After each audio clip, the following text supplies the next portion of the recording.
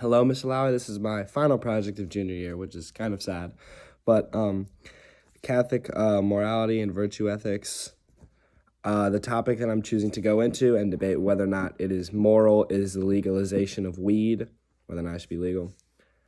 Okay, so the side that is for the legalization of weed and the side that would argue that it's moral claims that, first of all, that weed isn't actually bad for you and that's actually good for you, and that or at bare minimum that it doesn't have an effect on you, because the people that are for the legalization of weed believe that it has positive medical effects such as relieving pain and anxiety and reducing insomnia even and treating epilepsy.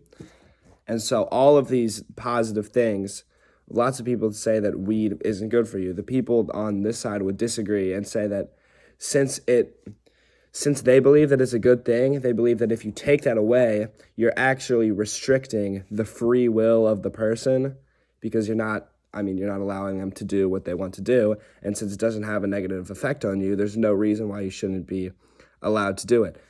And also, this is a little more out there, but economically, the legalization of weed would generate hundreds of millions, if not billions of dollars for the country, which could be spent on educating people about drug use or just education in general, or just that money could go to a billion different places that could create good around the world. So morally, they believe that by taking away weed, that's actually restricting the free will of the person. Now, the other side would disagree, saying that weed actually medically creates more harm than good, saying that there's many studies, and none of these, it's all really up in the air, but they find that it actually increases your social anxiety as opposed to alleviating it. It may increase chances for testicular cancer, respiratory disease, and schizophrenia, although none of this is truly confirmed. It's all just speculative. But there's some very staggering statistics about the use of weed in America. 35 million Americans use weed on a monthly basis, and 55 million have used it at some point over the last year. This is all according to Yahoo News, by the way. And 24% of 12th graders have used it this year, with 19% of teen drivers having driven under the influence of marijuana. Now, me personally, I feel like that 24% of 12th graders, feel like that's a little low, coming from my point of view. But all of these numbers, there shouldn't be a problem with that if it doesn't cause you any harm medically. But again, the people on this side of the debate find that it does have medical health risks instead of benefits, and that it usually isn't used for curing medical ailments such as relieving anxiety, but rather for abuse.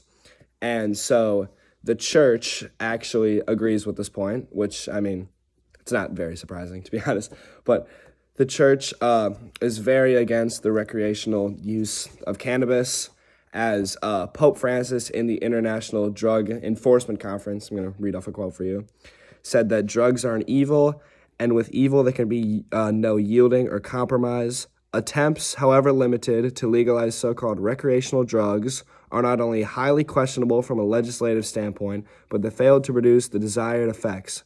No to every type of drug use. It's as simple as that. No to any kind of drug use. So Pope Francis, very clear on his point, very adamant that any type of drug use, even soft drugs, which cannabis is labeled as, is inherently evil, and the church is very against that. And the Catechism of the Catholic Church also states simply that the use of drugs inflicts very grave damage on human health and life.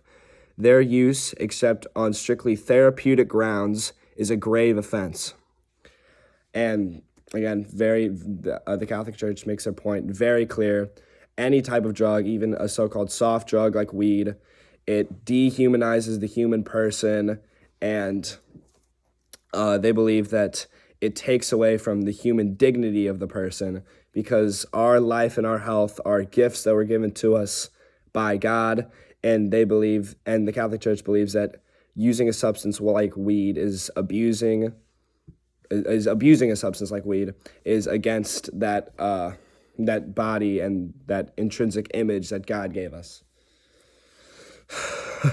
Okay, now here from my point of view. Do I believe the legalization of weed is morally correct? Correct? I don't know.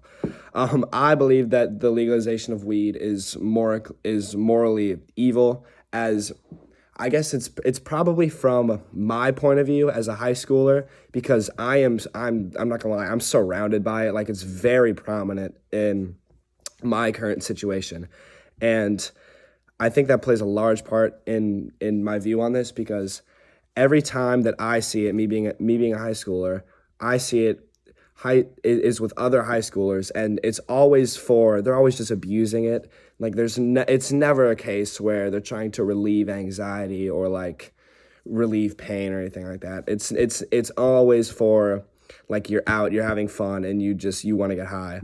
And, like, it's always for abuse.